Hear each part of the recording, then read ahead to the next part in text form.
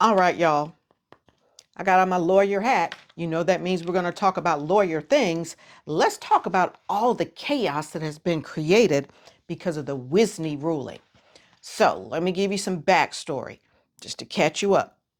On July 31st, 3 weeks ago or so, maybe four, Charlotte Sweeney, a federal district court judge in the District of Colorado, granted 12 four-year athletes who started college in 2022 a preliminary injunction, which meant that the NCAA could not prevent them from participating in the new 5-for-5 rule. You do know that the NCAA excluded them because they're like, well, look, we need a point in the sand to start this thing. And these athletes that started in 2022 should have exhausted their eligibility under the rules that were in play when they started. So we're not going to offer this to them. They're going to be excluded. Everybody lost their mind. A lot of suits got brought. These 12 got to the courthouse and they were successful. Now, this means that with respect to all athletes across the country, because this is a federal court ruling that regardless of sport, no matter what they were doing, if they had graduated, they were pursuing what's next, they were likely eligible for a fifth year of athletic competition if they were able to find a roster slot. And what has followed has been chaos because we've seen some portal openings on a one-off basis to deal with certain groups of people and not others, so it's been a mess. So let me tell you a little bit about these 12 plaintiffs. So all 12 were from D1 programs, okay? Only 4 of the 12 were from Power 4 programs. 10 of them were men, 2 of them were women, 8 of them were basketball players, including 1 women's basketball player, 3 were baseball players, and 1 was a woman, track athlete, a woman's track athlete. Okay? Now, as you understand, a lot of this whole fifth year thing is about money, NIL and rev share dollars. So that's what I find interesting about this. Of these 12 plaintiffs, only 4 were from Power 4, and the balance of the schools that were in this list, the non-Power 4, the total rev share budgets for those schools, for those 8 additional schools, averaged roughly $2.5 million. The entire rev share budget across all of collegiate sports at these programs. The largest program in one of the plaintiffs was Penn State. I'm sporting my Penn State gear. The tiniest program was Long Island University that had an estimated rev share budget of less than $1 million, $750K estimate roughly. Okay. So, we're arguing that eligibility has financial value, but not uniformly. And the fact that this group of athletes was able to argue that successfully, I find very interesting. In any event, they argued that being denied a 5th season was anti-competitive. Okay? Even though the financial rewards for a college athlete is highly dependent on your program, particularly football and basketball, and your school, the rest of these plaintiffs were still able to argue successfully in this regard. Okay, so the court is treating eligibility as if it has an economic interest, but it doesn't have a uniform economic interest. That doesn't seem to matter to the court.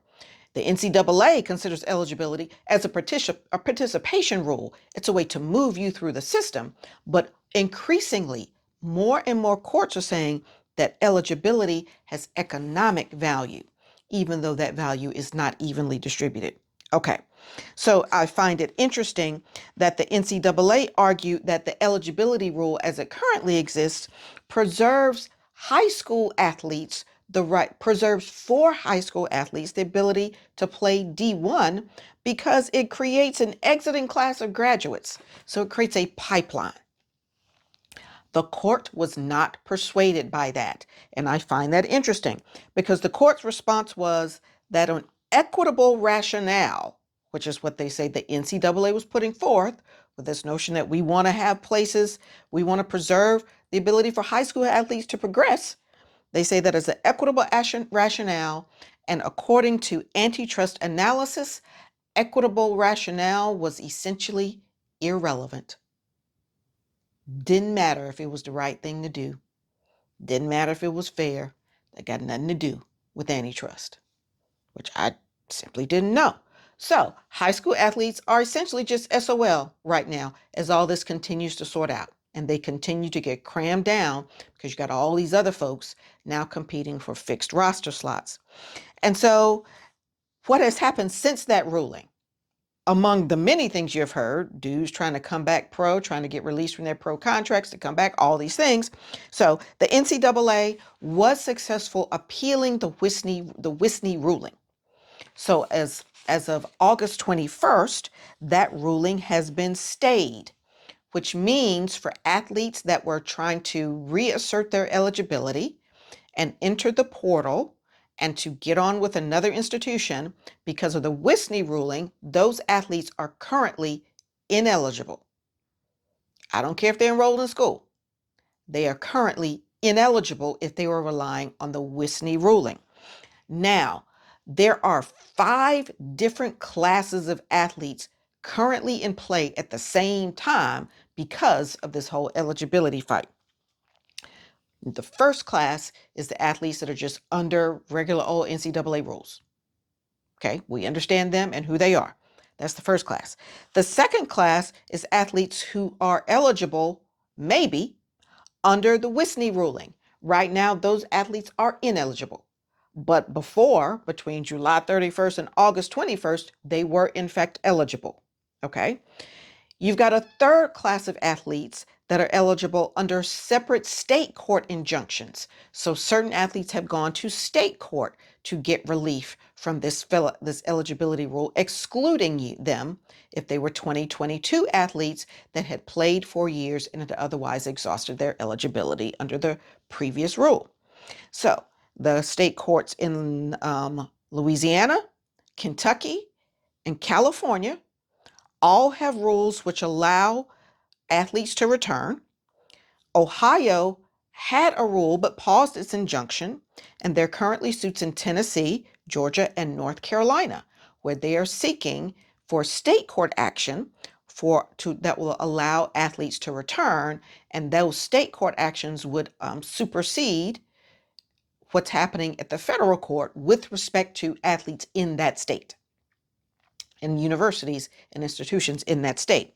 Now, Louisiana is the one that's gone so far to open the doors for pro athletes. And that's why you see LSU pursuing the dude, whose name I cannot recall at the moment, who's gotten released from his contract, looked like he was going to be make the practice squad, and he's been released, and now he's trying to go back to LSU because the Louisiana courts in particular did not foreclose professional athletes for returning.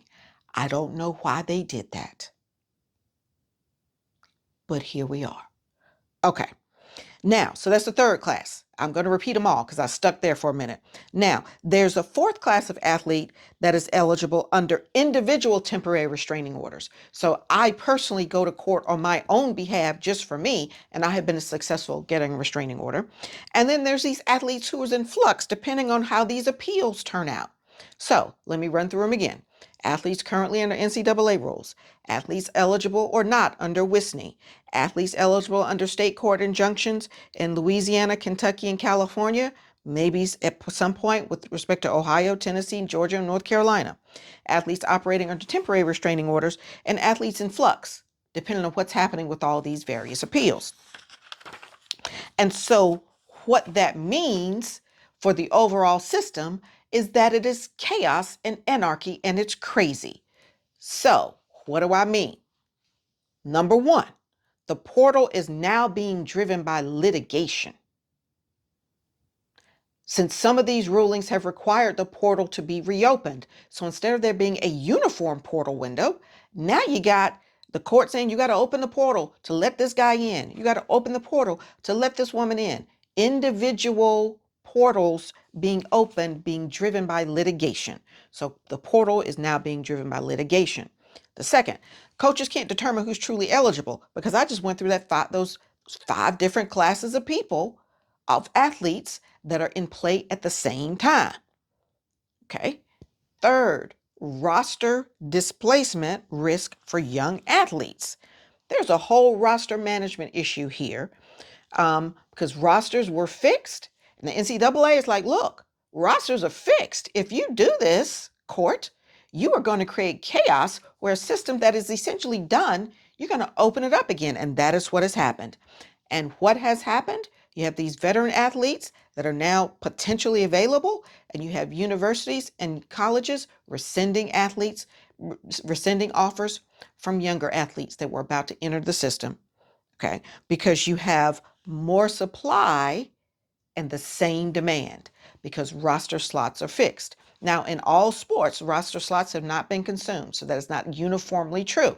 But for sure, with respect to the true revenue generating sports that are driving all of this litigation, football, basketball, men and women's, a few other outlier sports from time to time, the rosters are full, but there is more supply, more people wanting roster slots than there are roster slots available. Okay. This means that these institutions are continuously replanning rosters that they thought were locked. Okay. We also have this now de facto shadow portal, this backdoor portal, because of all this litigation and injunctions. So I indicated before, now the portal is being driven by litigation and is creating this backdoor portal that is not subject. They're one-offs. You don't know when they're going to happen. They just happen because the court said you got to let this person in. They did that in Tennessee. You got to open the portal because eligibility, according to the court, doesn't mean anything if we don't create a practical vehicle for them to exercise their new eligibility rights. And the way that they do that is the transfer portal. Okay. And now, of course, you've got some, what I'll call low-end pros, folks that are unsure that they're going to make the football roster, maybe trying to get on the practice squad. They're trying to come back because they think that the NIL money is better than being on the practice squad. And now, these institutions who thought they had, at least for now, figured out their NIL and rev share strategy is having to re-look at this whole thing. Because if you've got these veterans coming back, they're expecting compensation, and you had all that done. So now that's in flux as well. And so ultimately, this has simply become anarchy. And the system is going to break. Why is this happening? There are a number of reasons, but why is it happening right now? So don't talk to me about the fact that the NCAA deserved it. Okay, table stakes. We've talked about that. I don't think the NCAA has deserved this, but we can talk about that at another time. But at some point, member institutions have to determine that they want to be governed. And we're at a place now where no institution wants to be governed in a way that would diminish their ability to take advantage of all the things that are available. And until all the member institutions determine that they want to be governed, this will continue because nobody wants to follow any rules. Okay? Stop signs only work because people stop at them, because people have chosen to be governed by the fact that when they see that red sign, I'm trying to think of number of sides. I couldn't think of the number of sides. 6-sided sign, okay, that they will stop. But that's because the rule of law works because people choose to follow it. And so long as these member institutions say, I don't want any rules to apply to me, it means I'm going to have to stop it. I'm not stopping at that stop sign. I don't care if it's red. I don't care to stop at it. That's where we are. And that's why we find ourselves in the place that we are in. So until somebody wants to live a life a little bit differently, this is going to continue to go downhill and it will break. Anyway, as always, let me know what you think.